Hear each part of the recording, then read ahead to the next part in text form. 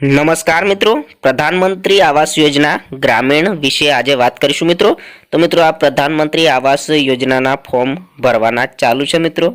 તો મિત્રો, તમામ માહિતી આ વિડીયોમાં આપવામાં આવશે. જો તમે પ્રધાનમંત્રી આવાસ યોજનામાં ફોર્મ ભરો છો તો પહેલાં આ વિડીયો આખું જોઈ લેજો, ત્યાર પછી ફોર્મ ભરજો મિત્રો. આમાં શું ડોક્યુમેન્ટ જરૂરી છે, ફોર્મ ક્યાં ભરવું અને કેટલા રૂપિયા સહાય આપવામાં આવે છે, એ તમામ માહિતી તમને આ વિડીયોમાં આપવામાં આવશે. તેમજ મિત્રો, આ વિડીયોમાં ફોર્મ ક્યાં ભરવું, કેવી રીતે ભરવું, એ તમામ માહિતી તમને આપીશું. તો પ્રધાનમંત્રી આવાસ યોજના દ્વારા સરકાર એવા લોકોને લાભ આપવાનો કહે છે કે જે રહેવા માટે જેમને ઘર નથી. યોજના હેઠળ મળતી સહાયથી લાખો ગરીબ પરિવારો પોતાનું ઘર ધરાવવાનું સપનું સાકાર કરી શકશે. દેશમાં આવાસ યોજનાનો વિચાર ઇન્દિરા સરકારના સમયમાં રજૂ કરવામાં આવ્યો હતો, પરંતુ તે શાસન દરમિયાન દેશમાં આ પ્રક્રિયા લાગુ થઈ શકી ન હતી. આ વિચારને આગળ વધતા વર્ષ 2016માં વડાપ્રધાન શ્રી નરેન્દ્ર મોદીએ દેશના ગરીબ પરિવારો માટે આવાસ યોજનાની સુવિધા લાગુ કરી છે. પ્રધાનમંત્રી આવાસ યોજના 2025ના લાભો અને તેની વિશેષતાઓ વિશે આપણે વાત કરીએ આમાં. તો મિત્રો, જેઓ ગ્રામીણ એટલે કે સાદા વિસ્તારોમાં રહે છે તેમને સરકાર દ્વારા ₹1,20,000ની આર્થિક સહાય આપવામાં આવે છે. તેમજ મિત્રો, પહાડી વિસ્તારોમાં રહેતા નાગરિકોને ભારત સરકાર દ્વારા ₹1,30,000ની સહાય આપવામાં આવે છે, એટલે કે ₹10,000 વધારે આપવામાં આવે છે. પહાડી વિસ્તાર એટલે કે ડુંગરાળ વિસ્તારમાં જે રહેતા હોય નાગરિકો, એમને ₹1,30,000ની રકમ આપવામાં આવે છે. તેમજ મિત્રો, સ્વચ્છ ભારત મિશન હેઠળ અન્ય તમામ નાગરિકોને ₹12,000ની રકમ આપવામાં આવે છે વધારાની, જે તેમની પાસે પોતાનું શૌચાલય નથી એમના માટે આ ₹1,20,000ની સહાય અલગથી આપવામાં આવે છે. હવે આ ₹1,20,000ની સહાય તમારે તમારા તાલુકાની કચેરીમાં જઈને અથવા તમારે ગ્રામ પંચાયતની કચેરીમાં જઈને ફોર્મ ભરવાનું રહેશે, અથવા તમે ઓનલાઈન પણ ફોર્મ ભરી શકો છો. એના માટે પણ માહિતી અને વિડીયો મૂકી દઈશું આપણી ચેનલ પર કે કેવી રીતને ફોર્મ ભરવું તમારે એનું. તો મિત્રો, આ જે ₹12,000 છે એની અલગથી સહાય આપવામાં આવે છે શૌચાલય માટે, જે તમારે ₹1,20,000 મળે છે જે પ્રધાનમંત્રી આવાસ યોજના હેઠળ.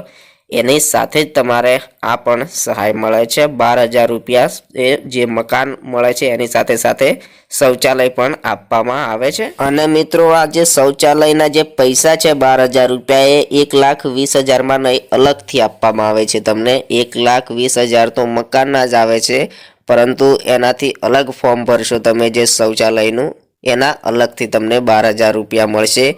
આ પણ આ યોજનાનો જ એક વિષય છે, આ યોજનામાં જ આવી જાય છે આ શૌચાલય પણ. પ્રધાનમંત્રી આવાસ યોજનાનો મુખ્ય ઉદ્દેશ છે ભારતના ગરીબ અને લાચાર લોકોને કાયમી મકાનો આપવાનો છે. હવે મિત્રો, વાત કરીએ તો પ્રધાનમંત્રી આવાસ યોજના 2025માં કોણ અરજી કરી શકે છે? તો મિત્રો, ખાસ વાત કે અરજદાર પાસે કાયમી જમીન કે મકાન ન હોવું જોઈએ. એટલે કે મિત્રો, તમારે પાકું મકાન ન હોવું જોઈએ. કાચા મકાન હોય એમને તો આ યોજનાનો લાભ મળશે જ. તમારે કાયમી જમીન, તો જમીન તમારે 2.5 એકરની મર્યાદામાં છે એટલી જમીન ના હોવી જોઈએ. તેમજ મિત્રો, પરિવારમાં આ પતિ પત્ની અને અપરિણિત બાળકોનો પરિવારનો એક ભાગ ગણવામાં આવે છે. તો જે પરિવાર છે એ પરિવારમાં આ યોજનાનો લાભ મળશે. જેમ કે પતિ પત્ની છે, એમને એક પરિવાર છે, તો એ લોકોને આ યોજનાનો લાભ મળશે. આ યોજનાનો લાભ ફક્ત ભારતીય નાગરિકોને જ મેળવી શકે છે, એટલે કે ફક્ત ભારતના નાગરિકોને જ આપવામાં આવે છે. મિત્રો, વિગતવાર જોઈએ તમામ માહિતી કે કઈ કઈ વસ્તુઓ ન હોવી જોઈએ તો જ આ યોજનાનો લાભ મળશે. તો મિત્રો, સૌથી પહેલા વાત કરીએ તો ઘરનો કોઈ પણ માણસ સરકારી નોકરી ન કરતા હોવા જોઈએ. તમારા ઘરમાં કોઈ પણ માણસ સરકારી નોકરી કરે છે તો PM આવાસ યોજનાનો લાભ નહીં મળે. તેમજ મિત્રો, ઘરમાં 3 વ્હીલર 4 વ્હીલર વાહન ન હોવા જોઈએ. તેમજ ખેતી લાયક સાધન 3 વ્હીલર 4 વ્હીલર ન હોવા જોઈએ. એટલે કે તમારે 3 વ્હીલર વાહન અથવા 4 વ્હીલર વાહન ન હોવા જોઈએ, કેમ કે ખેતીમાં ટ્રેક્ટર વપરાય છે. 3 વ્હીલર કોઈ વાહન હોય તો એ વપરાય છે, તો એવા વાહન હોય તો પણ તમને આ યોજનાનો લાભ નહીં મળી શકે. તેમજ મિત્રો, વાત કરીએ તો ₹50,000થી વધારે કિસાન ક્રેડિટ લિમિટ તમારે ન હોવી જોઈએ, એટલે કે તમારે કિસાન ક્રેડિટ કાર્ડ છે એ 50,000થી વધારે કિસાન ક્રેડિટ લિમિટ ન હોવી જોઈએ. તેમજ ઘરના કોઈ પણ માણસની આવક મહિને 15,000થી વધારે ન હોવી જોઈએ, એટલે કે ઘરમાં તમે 4 સભ્યો છો, 5 સભ્યો છો, તો એમાંથી દરેકની આવક હશે જ, પરંતુ 15,000થી વધારે આવક ન હોવી જોઈએ. તો વધારે આવક હોય 15,000થી તો પણ આ યોજનાનો લાભ મળવાપાત્ર નથી. તેમજ ઇન્કમ ટેક્સ ભરતા ન હોવા જોઈએ. તેમજ ઘરનો કોઈ પણ વ્યક્તિ સરકાર સાથે નોંધાયેલી બિનકૃષિ ખેત ઉદ્યોગો ધરાવતા ન હોવા જોઈએ, એટલે કે કોઈ પણ પ્રકારના સરકારી જે બિનકૃષિ ઉદ્યોગો છે એ ધરાવતો ન હોવો જોઈએ. તેમજ કોઈ પણ પ્રકારના પ્રોફેશનલ ટેક્સ ભરતા ન હોવા જોઈએ.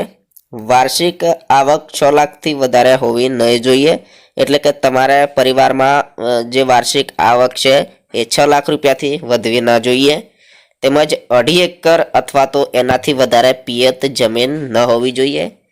તો મિત્રો 2.5 એકર જમીન છે એનાથી વધારે જમીન હશે કદાચ તમારે, પરંતુ પિયત જમીન છે 2.5 એકર અથવા એનાથી વધારે હોવી ન જોઈએ. અરજદાર પાસે પાકું મકાન ન હોવું જોઈએ. તેમજ અરજદાર પહેલા પાકા મકાન અથવા બાંધકામ માટે સહાયનો લાભ લીધેલો ન હોવો જોઈએ, એટલે કે કોઈ અરજદારે પહેલા લાભ લીધો છે બાંધકામનો વર્ષ, 2 વર્ષ, 5 વર્ષ પહેલા, તો પણ એ આ યોજનામાં લાભ મેળવવા યોગ્ય નથી. તેમજ મિત્રો ખાસ વાત કે અરજદારની ઉંમર 18 વર્ષથી ઉપરની હોવી જોઈએ. તેમજ વાત કરીએ તો આ પ્રધાનમંત્રી આવાસ યોજના ગ્રામીણ માટે અરજી કરવા માટેના જરૂરી દસ્તાવેજો, તો મિત્રો એ ડોક્યુમેન્ટ આપણે જોઈ લઈએ. તો આમાં જોઈશે ઓળખનો પુરાવો, જેમાં આધાર કાર્ડ અથવા મતદાર આઈડી કાર્ડ જોઈશે. બેંક ખાતાની વિગતો જોઈશે, એટલે કે તમારે બેંકની પાસબુકની ઝેરોક્સ જોઈશે. સ્વચ્છ ભારત મિશન નોંધણી નંબર જોઈશે. જોબ કાર્ડની માહિતી જોઈશે, જે તમારે મનરેગા હેઠળ નોંધાયેલ હશે એ મનરેગા હેઠળ નોંધાયેલ તરીકે. તેમજ આધાર માહિતીનો ઉપયોગ કરવા માટેની સંમતિ જોઈશે.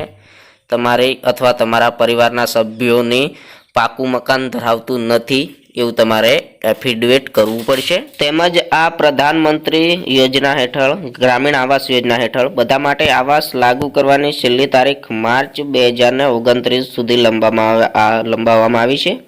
એક મહત્વપૂર્ણ નિર્ણયમાં કેન્દ્ર સરકારે પ્રધાનમંત્રી આવાસ યોજના ગ્રામીણ હેઠળ બધા માટે આવાસ મિશનની સમય મર્યાદામાં ફેરફાર કર્યો છે.